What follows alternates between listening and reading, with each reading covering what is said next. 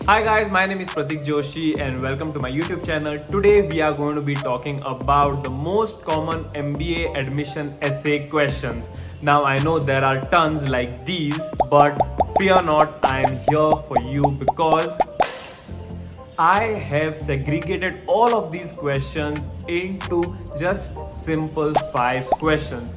If you answer these 5 questions properly by using your time and just putting your thoughts into it, I promise you will be able to answer 80% of the admission essay questions. Trust me, every time when you come across a question, you know what to answer, tweak which sentence a bit, and you are good to go.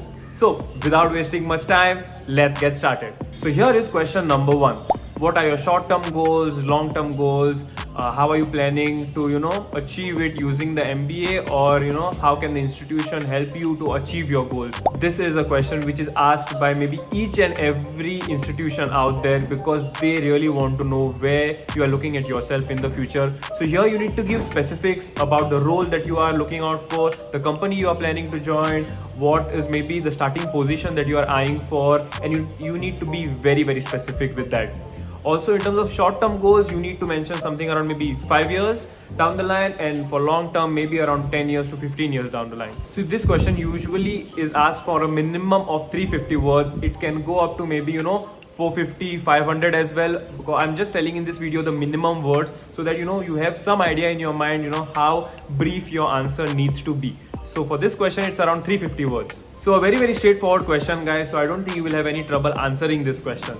Now moving on to question number 2. What is your plan B? Is there any backup plan that you have for your career? And if your main career goals don't work out, what will you be looking at? This is also a very straightforward question, guys. Basically, the admission committee wants to know how focused you are on your goals, and if they don't work out, what is your plan? This question, usually around 250 words are given to answer this question minimum, and it can go up to 400 or 450 as well. So you need to be very specific with what you want to answer in this question because they do not want to hear stories. They want brief, concise answers in terms of what you are planning for yourself if the main goals don't work out. Question number 3 is basically share an experience from your life where you faced adversity and how you overcame it. What things did you learn in that process and how that changed you as a person?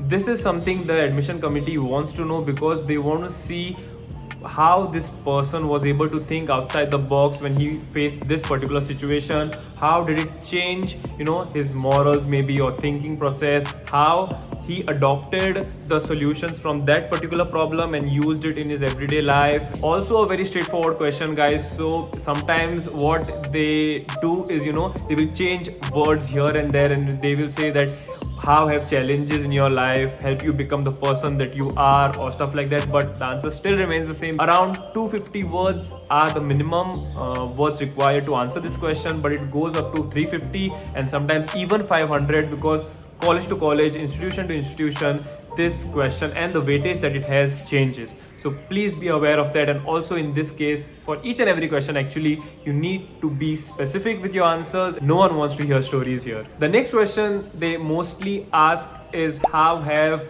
the people, the situation around you, or the circumstances help you decide your goals. So basically they want to know whether your goals keep on changing when you maybe take advice from different people, or maybe different circumstances, different situations help you decide better what you want from your life. So again, the word length for this is around 300 words minimum, and it can go up to 500, 600 words because they really want to know how many times you have changed your goals over your lifespan, because during our bachelors our plan is different, after we join a company our plans are different, and when we go ahead for masters our plans are different. So goals keep changing, career plans keep changing, so you need to address that in this particular question. The final question, which is probably the most asked question for any admission, MBA admission, is how are you different as a person compared to all the other candidates out there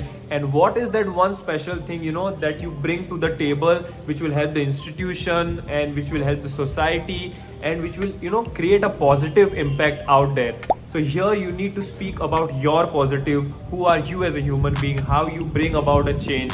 What do people speak about you, when you go to a particular function or a gathering, and you are there to solve problems or whatever it is. What is special for you? What has worked out for you? You need to address that in this particular questions.